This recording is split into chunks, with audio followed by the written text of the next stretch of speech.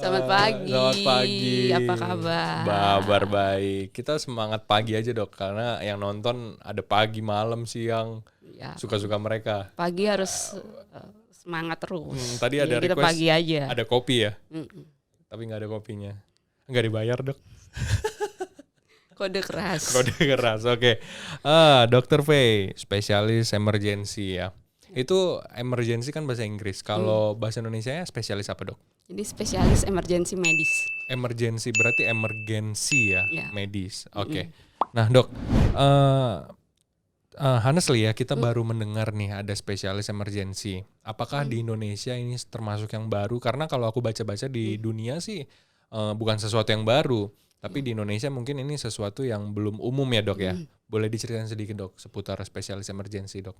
Jadi spesialis emergency itu memang di Amerika Serikat sendiri pun dia itu lahir belakangan gitu. Kalau misalkan spesialis anak, penyakit dalam itu memang sudah dari zaman mungkin dekade mungkin tahun-tahun dulu sudah ada. Udah pernah ada Sudah dulu ada. gitu Jadi ya. kalau spesialis emergency itu dari tahun 1960.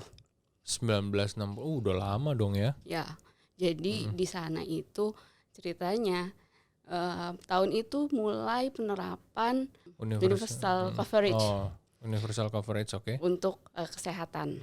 Jadi seperti BPJS lah di sini. Oke, di sana ada juga ya, Ya, universal coverage. Oke, sip. untuk kesehatan. Jadi dengan diberlakukannya sistem kesehatan seperti itu, pembayaran kesehatan seperti itu, pasien-pasien membanjiri rumah sakit. I see, oke. Pintu depan rumah sakit kan IGD. IGD, betul. Ya, jadi bagaimana nih mengelola pintu depan rumah sakit ini, gitu. Nggak bisa, jadi harus dokter-dokter yang fokus, gitu. Hanya untuk menjaga IGD. Kegawat daruratan, oke. Iya, gitu. Dari situ ilmunya mulai berkembang, organisasi profesinya mulai berkembang, sampai sekarang ya jadi satu cabang ilmu sendiri ya, spesialis nih. Dokter sendiri kenapa? Kok tertarik nih di bidang yang ini? Padahal kan kalau dibilang ini jarang-jarang gitu ya. Beda misalnya kayak penyakit dalam itu rame di mana-mana ada gitu. Nah kalau dokter sendiri boleh diceritain nggak kenapa dokter pertama kali kok milihnya emergency? Karena dari zaman pendidikan ya, tugas di emergency itu kan dinamis gitu. Kita bisa ketemu banyak kasusnya itu beraneka ragam gitu, dan dinamis, sifat kerjanya itu dinamis gitu. Makin kesini makin seiring saya menjalani karir gitu, ya ini sesuatu yang baru yang dibutuhkan untuk pelayanan kesehatan di Indonesia gitu. Kalau di luar negeri aja sudah ada yang fokus untuk benar-benar di garda depan, di IGD fokusnya. Kenapa di Indonesia enggak? Iya. Gitu. Ya beruntung banget berarti Rumah Sakit Premier Bintaro punya dari sekian banyak rumah sakit di dunia yang punya spesialis emergency. Oh kita punya Dokter V ya. Oke. Dok, di Indonesia sendiri selain di rumah sakit kita, ya kita nggak usah ngucapin rumah sakit lain ya. Tapi udah ada ya beberapa atau gimana? Jadi ilustrasinya saya pakai angka aja ya. Boleh. Gitu. Jadi total jumlah dokter spesialis emergency di seluruh Indonesia sampai saat ini itu 68 orang. Termasuk dokter? Iya. Wow. Tuh. 68. Oke. Iya. Rumah sakit seluruh Indonesia itu kira-kira 3.100, 3.200. 3.000 something ya. Iya. Oke. Lebih paling banyak dokter emergency itu di provinsi Jawa Timur. Yang emergency di Jawa Timur, oke. Ya, 26 orang. Karena ada pusat pendidikannya di sana. Oke. Di Jakarta kami punya 13 orang. 13 orang. Ya. Ini bukan Jakarta dong ya? Sebentar. Oh, boleh. Di Ya, nggak sabar. Provinsi Banten ada 6 orang. 6 orang. Ya, gitu. Terus Jadi Dr. Faye. satu rumah sakit kan satu maksimal 2. Spesialisnya itu? Ya, Oh, nggak boleh lebih? kan ya, jumlahnya kan masih Oh, sedikit gitu siap. kan. Jadi ya kira-kira ya Gambar. bisa dihitung rumah sakit yang memiliki dokter emergency kira-kira berapa. Oke. Karena emergency ini yang menurut kita ya, menurut awam adalah kan emergency namanya. Emergency itu tidak melihat penyakitnya model apa. Segala macam penyakit bisa ya dok ya. Nah berbeda dengan misalnya spesialis tadi yang aku sebut, misalnya penyakit dalam. Oke, seputar penyakit dalam gitu kan. Nah tapi kalau emergency ini mau ada stroke, mau ada apa, makanya kan Dr. Faye ikut di tim stroke center Rumah Sakit Premier Bintaro begitu kan. Dokter sendiri tuh gimana sih memilah-milahnya gitu dok, misalnya oh ini sakit ini. Nah peran dokter sebagai spesialis emergency hubungannya ke spesialis yang lain itu gimana dok? Jadi skenarionya untuk ada dua jenis gitu kan. Kalau yang kami terapkan di stroke team gitu, peran saya sebagai dokter emergency kira-kira sebagai pengumpan pasien. Jadi dari pre-hospital, dari pasien dijemput di ambulans sampai pasien di IGD, screening awal. Nah kita persiapkan nih kondisi pasien sebaik-baiknya gitu. Sambil kita periksa screening awal, kita informasikan kepada tim untuk trombolitik. Nanti sehingga karena pada respon stroke awal kita kan mengejar waktu gitu. Jadi yaitu kami mengumpankan pasien. Oke, itu perannya emergency ya. Oke. Kurang lebih seperti itu. Itu untuk stroke ya. Terus kalau misalnya untuk penyakit yang lain? Untuk pasien yang kegawatannya lebih tinggi lagi gitu. Kira-kira kami bekerja seperti di pit stop F1. Waduh. Mas Geral pernah? Iya. Pit stop. Iya, betul. Jadi kami sebagai tuan rumah ya mengundang rekan-rekan kerja yang lain untuk rekan-rekan dokter sejawat yang lain untuk sama-sama ayo kita berkolaborasi nih ada pasien yang seperti ini gitu. Ayo kita dengan karena tuan rumah menyiapkan alat-alatnya lalu perawat-perawatnya juga harus bisa speed kerjanya ke skillnya itu dengan bekerja dengan environment seperti itu.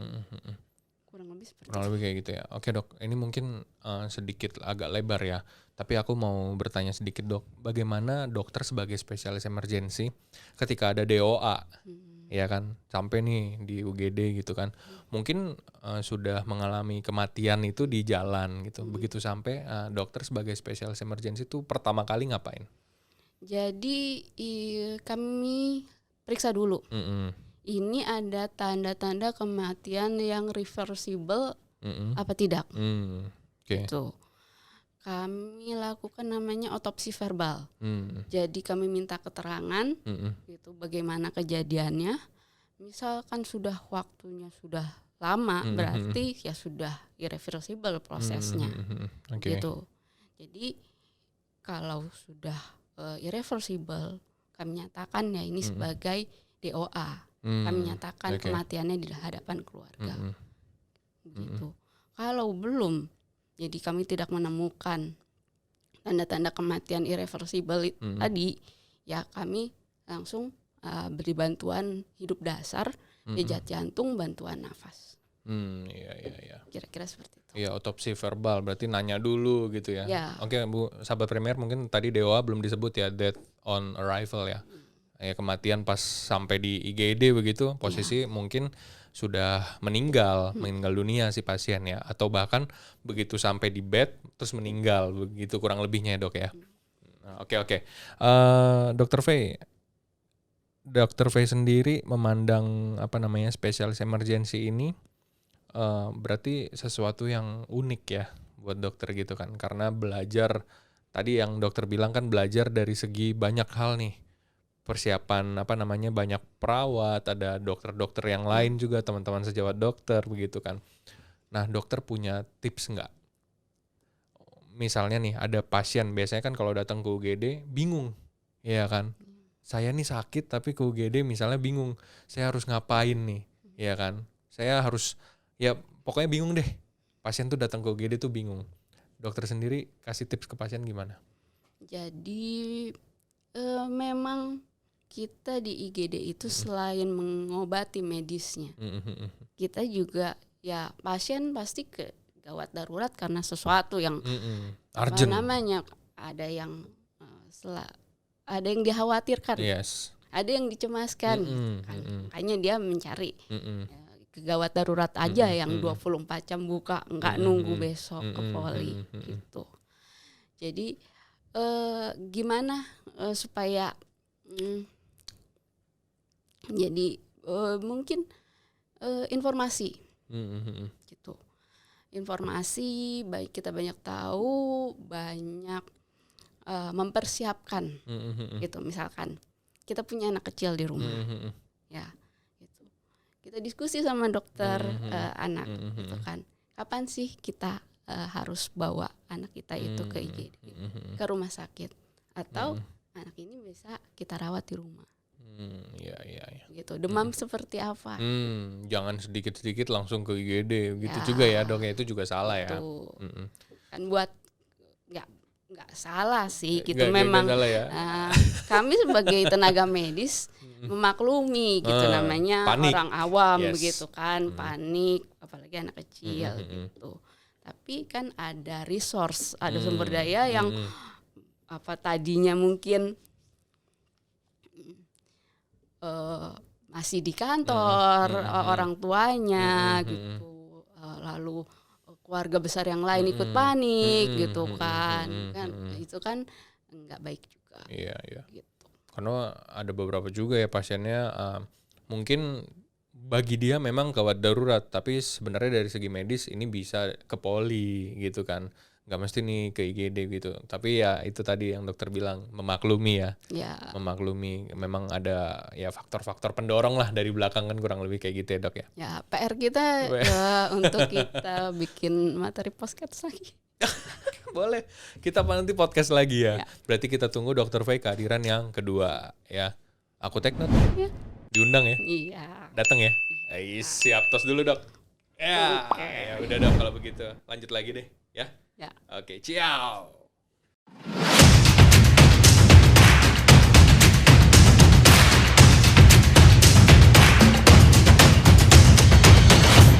Ciao.